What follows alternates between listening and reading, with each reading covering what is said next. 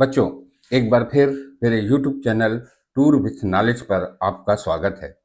यदि आपने चैनल को सब्सक्राइब कर लिया है तो बहुत अच्छी बात है, और यदि नहीं किया है तो कृपया सब्सक्राइब कर लीजिएगा। आज हम जानेंगे और समझेंगे सामाजिक विज्ञान कक्षा 8वीं भूगोल विषय के अध्याय 3 खनिज और शक्ति संसाधन के बारे में, और अंत में आपके अभ्यास प्रश्नों को भी हल करेंगे।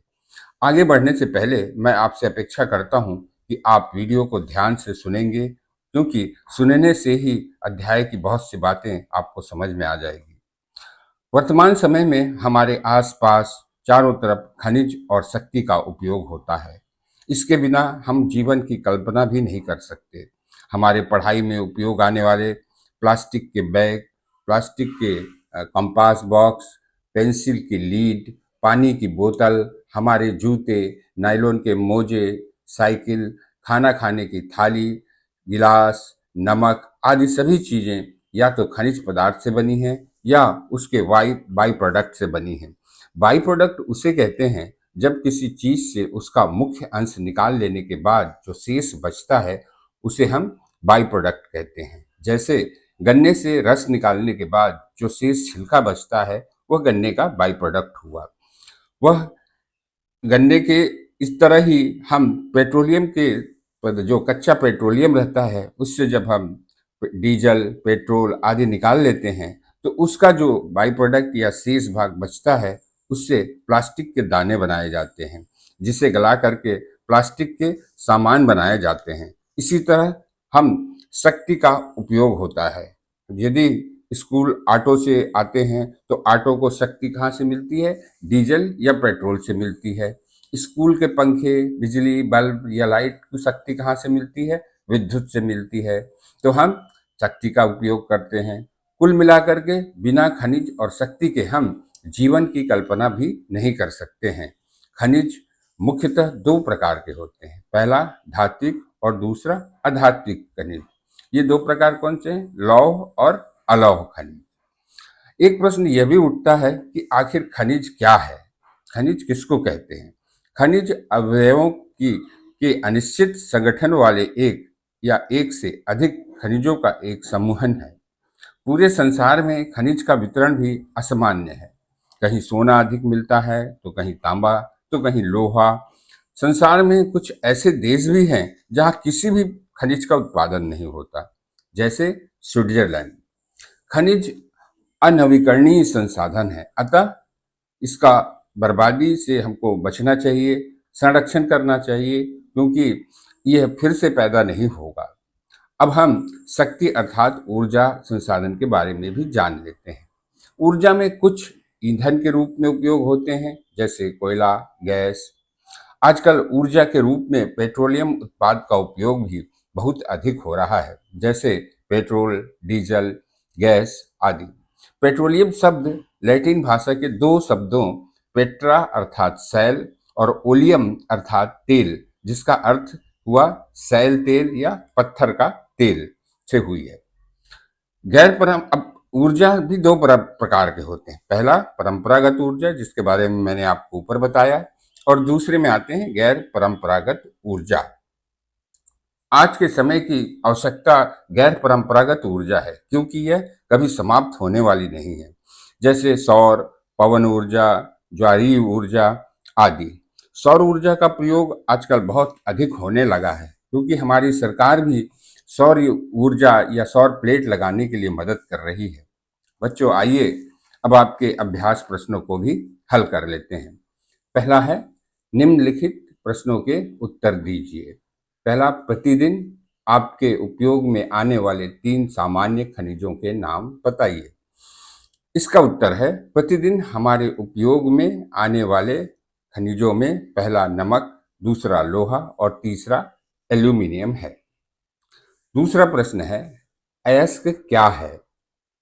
धात्विक खनिजों के अयस्क सामान्यतः कहाँ पाए जाते हैं? इसका उत्तर है, शैल जिनसे खनिजों का खनन किया जाता है अयस्क कहलाते हैं।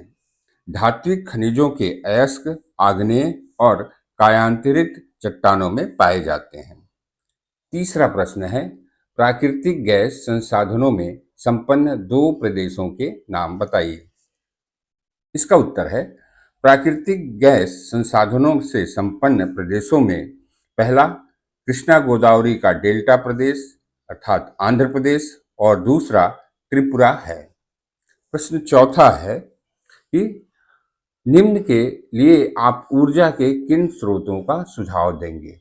क ग्रामीण क्षेत्रों, ख तटीय क्षेत्रों और ग शुष्क प्रदेश के लिए। तो ग्रामीण क्षेत्रों के लिए ऊर्जा के सर्वश्रेष्ठ स्रोत बायोगैस है। दूसरा, तटीय क्षेत्रों के लिए सर्वश्रेष्ठ ऊर्जा का स्रोत पवन अथवा ज्वारीय ऊर्जा होगा। शुष्क प्रदेशों के लिए सौर अथवा पवन ऊर्जा का सुझाव हम देंगे। अगला प्रश्न 5वां है, 5 तरीके दीजिए जिनसे कि आप घर पर ऊर्जा बचा सकते हैं। इसका उत्तर है घर पर ऊर्जा बचाने के 5 तरीकों में पहला है उपयोग के पश्चात तुरंत लाइट पंखे बंद कर देना चाहिए। दूसरा, खिड़की व रोशनदान को खोलकर प्रकृति का प्रकाश एवं हवा का उपयोग करना चाहिए। तीसरा, बाहर जाते समय सभी विद्युत के बटन बंद कर देना चाहिए। चौथा, खाना कुकर में पकाना चाहिए। पांचवा, गैस जलाने से पहले खाना बनाने की सारी तैयारियां पूरी कर लेनी चाहिए। अगला प्रश्न 2 है, सही उत्तर चुनकर लिखिए। इसमें बच्चों जो उत्तर दिए गए हैं उसके ऑब्जेक्टिव दिए गए हैं, उनमें मैं सही कौन से मैं बता देता हूँ। पहला है, निम्नलिखित में से कौन सी एक खनिजों की विशेषता नहीं है? तो इसमें 4 ऑप्शन है। इसमें जो सही ऑप्शन है वो मैं बता देता हूँ आपको। में जो आंसर है वो है पहला, क वे प्राकृतिक क्रियाओं द्वारा निर्मित होते हैं। दूसरा, ख उनका एक निश्चित रासायनिक संगठन होता है। तीसरा, वे असमाप्य होते हैं। और घ है उनका विवरण असमान होता है। तो इसका उत्तर ग है, वे असमाप्य होते हैं। अगला है, निम्नलिखित में से कौन विश्व में तांबे का अग्रणी उत्पादक है? क बोलीविया, ख चिली, ग घना और घ जिम्बाब्वे। तो इसका उत्तर है ग चिली, ख चिली। तीसरा है, निम्नलिखित प्रक्रियाओं में से कौन से आपके रसोई घर में द्रवित पेट्रोलियम गैस एलपीजी को संरक्षित नहीं करेगी? क पकाने से पहले दाल को कुछ समय के लिए भिगोना, ख प्रेशर कुकर में खाना पकाना, ग पकाने के लिए गैस जलाने से पूर्व सब्जी को काट लेना और घ खुली कढ़ाई में कम ज्वाला पर भोजन पकाना। तो इसमें जो आएगा उत्तर आपका घ खुली कढ़ाई में कम ज्वाला पर भोजन पकाना। अगला प्रश्न 3 है, कारण बताइए। कारण इसमें बताना है कि ऐसा क्यों होता है। पहला है, बड़े बांधों के निर्माण के पूर्व पर्यावरणीय पहलू को ध्यानपूर्वक देखना चाहिए। इसका उत्तर है, बड़े बांधों के निर्माण से सबसे अधिक पर्यावरण असंतुलन होता है, क्योंकि पानी को रोकने से बांध के पीछे पानी विस्तृत क्षेत्र में फैल जाता है, जिससे जंगल नष्ट हो जाते हैं, गांव के गांव डूब जाते हैं, वहां के लोग विस्थापित हो जाते हैं। जंगल समाप्त होने से जीव जंतु को नुकसान पहुंचता है और भूकंप जैसी घटनाओं की संभावना भी बढ़ जाती है। इसलिए इन पहलुओं को ध्यान में रखकर ही बांध बनाने के स्थान का चयन करना चाहिए। अगला प्रश्न है दूसरा, अधिकांश उद्योग कोयला खानों के पास केंद्रित होते हैं। इसका कारण है, उद्योगों के लिए ऊर्जा का मुख्य स्रोत कोयला होता है। यदि औद्योगिक केंद्रों की दूरी कोयले के खान से अधिक होगी तो कोयला परिवहन के लिए समय और धन दोनों अधिक लगेंगे। इसी कारण उद्योग कोयला खानों के पास लगाए जाते हैं। अगला है, पेट्रोलियम को काला सोना कहा जाता है।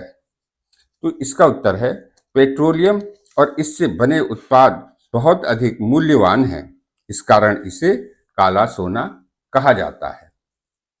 अगला है, आखनन पर्यावरणीय चिंता का विषय हो सकता है।